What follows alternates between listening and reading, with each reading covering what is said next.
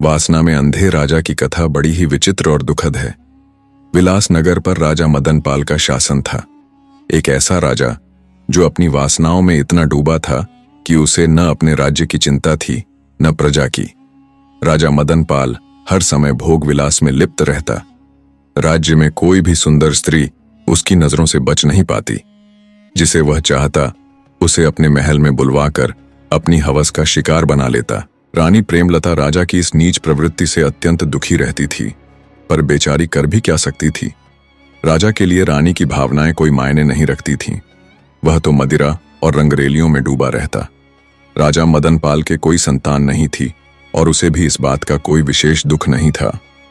कभी कभी मात्र वंश चलाने के लिए एक पुत्र की कामना जरूर करता, लेकिन फिर अपनी वासनाओं में सब कुछ भूल जाता। समय यूं ही बीतता रहा। एक दिन रानी प्रेमलता की तबीयत अचानक बिगड़ गई। जब राजवैद्य ने जांच की तो पता चला कि रानी गर्भवती है। यह सुनकर राजा को एक पल के लिए खुशी हुई और उसमें थोड़ा परिवर्तन भी आया, परंतु यह परिवर्तन क्षणिक था। 9 माह बाद रानी ने एक अद्भुत सौंदर्य वाली कन्या को जन्म दिया। राजा जो पुत्र की आस लगाए बैठा था, जब कन्या के जन्म का समाचार सुना तो उसका क्रोध 7वें आसमान पर पहुंच गया। उसने क्रूरता से रानी को संदेश भिजवाया, उस कन्या का चेहरा मैं कभी नहीं देखूंगा। यदि वह मेरी नजर के सामने आई तो रानी सहित उसे मृत्यु दंड दूंगा। बेचारी रानी प्रेमलता ने अपने आंसुओं को पीकर यह अपमान भी सह लिया। अब उसके जीवन में बस एक ही सहारा था, उसकी नवजात कन्या। रानी ने उस अद्वितीय सुंदरता वाली कन्या का नाम तारावती रखा। तारावती के रूप सौंदर्य में रानी के प्राण बसने लगे। उसकी मुस्कान, उसकी नन्ही उंगलियां रानी के हर दुख का मरहम बन गईं। उधर राजा मदनपाल और अधिक दुष्ट होता चला गया। रानी से तो वह अब पूरी तरह कट चुका था और खुलेआम अपनी वासनाओं का प्रदर्शन करता था। समय बीता और राजकुमारी तारावती 10 वर्ष की हो चली। उसका सौंदर्य ऐसा था कि समूचे राज्य में उसकी तुलना कोई नहीं कर सकता था। रानी प्रेमलता को अब अपनी बेटी के भविष्य की चिंता सताने लगी। उस युग की प्रथा थी कि बाल्यकाल में ही कन्याओं का विवाह तय कर दिया जाता था और 18वें वर्ष में उन्हें ससुराल विदा कर दिया जाता था। इसी चिंता से घबराई रानी एक दिन राजा मदनपाल के पास गई ताकि अपनी बेटी के विवाह का प्रस्ताव रख सके। रानी प्रेमलता के मन में अपनी बेटी के भविष्य को लेकर गहरी चिंता घर कर चुकी थी। एक दिन हिम्मत जुटाकर वह अपने दुष्ट स्वभाव वाले पति राजा मदनपाल के पास पहुंची। आंखों में पीड़ा और आवाज में करुणा भरकर वह बोली, महाराज, यदि आप हमारी बेटी का चेहरा देखना नहीं चाहते तो ना सही।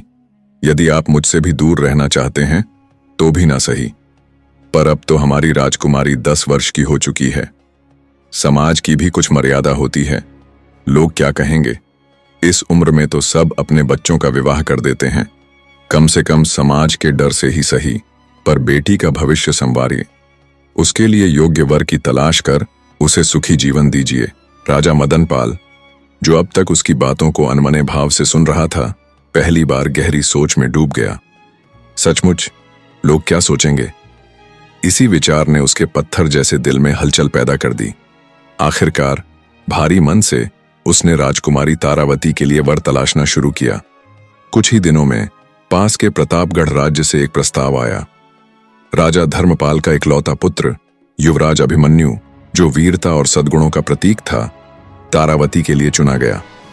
निर्धारित समय पर राजकुमारी तारावती और युवराज अभिमन्यु का विवाह संपन्न हो गया। समय बीतता गया। राजकुमारी अब 18 वर्ष की हो चली थी। उसकी सुंदरता और बुद्धिमानी दिन दूनी रात चौगुनी बढ़ती गई थी। अब उसके ससुराल जाने का समय भी निकट आ गया था। पर जैसे जैसे विदाई का दिन पास आ रहा था, वैसे वैसे रानी प्रेमलता का स्वास्थ्य बिगड़ता चला गया। एक दिन जब रानी को लगा कि अब उसके पास अधिक समय नहीं है, वह कांपते हुए कदमों से राजा मदनपाल के पास पहुंची। आंखों में आंसू और आवाज में आखिरी उम्मीद समेटे वह बोली, महाराज, मैं जानती हूं आप हमारी पुत्री से कभी प्रेम नहीं कर सके। आपने आज तक उसे एक बार भी स्नेह की दृष्टि से नहीं देखा, पर अब मेरा अंत समीप है। मैं आपसे विनती करती हूं, मेरी मृत्यु के बाद आप हमारी बेटी का ध्यान रखें। जब तक उसका गोना ना हो जाए, जब तक वह अपनी ससुराल विदा ना हो जाए उसे अकेला ना छोड़िएगा। बड़ी धूमधाम से खुशी खुशी उसका विदा सम्मान करिएगा महाराज। बस यही मेरी अंतिम प्रार्थना है। रानी के कांपते हाथों को राजा मदनपाल ने पहली बार अपने हाथों में थामा। कठोर चेहरा पल भर के लिए नरम पड़ा। धीमे स्वर में उसने कहा, ठीक है प्रेमलता, मैं वचन देता हूं, मैं हमारी बेटी का ध्यान रखूंगा। रानी के चेहरे पर एक हल्की मुस्कान आई और फिर चिरनिद्रा में लीन हो गई। रानी प्रेमलता के देहांत के बाद राजा मदनपाल ने अपने वचन को निभाने का निर्णय लिया। पहली बार उसने अपनी बेटी को संदेश भिजवाया, आज राजा स्वयं उससे मिलने आएंगे। संदेश मिलते ही तारावती की आंखों में विश्वास और खुशी के आंसू छलक पड़े।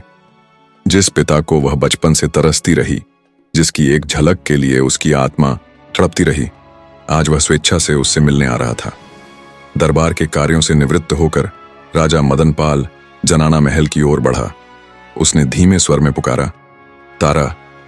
राजा की आवाज सुनते ही सज संवर कर राजकुमारी तारावती हर्ष और संकोच में डूबती उतरती अपने पिता के सामने आई।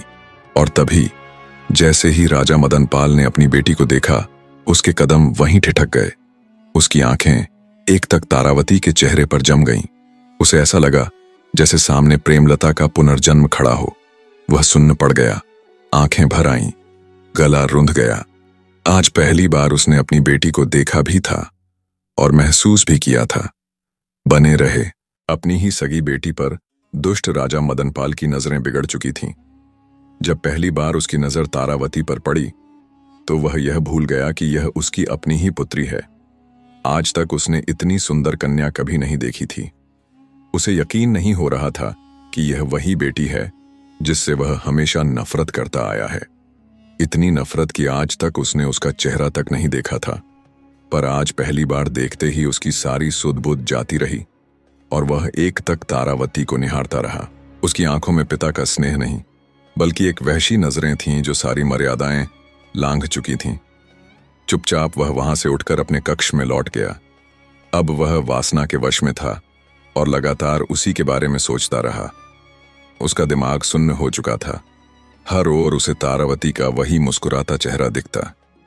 रात कब बीती, सुबह कब हुई, उसे खबर ही नहीं। इधर राजकुमारी तारा भी असमंजस में थी। वह अपने पिता से पहली बार मिली थी और ना जाने क्यों उस मुलाकात से उसे कोई सुखद अनुभूति नहीं हुई। उसे उनके चेहरे पर वो भाव नहीं दिखे जो एक पिता को अपनी बेटी से मिलने पर आते हैं।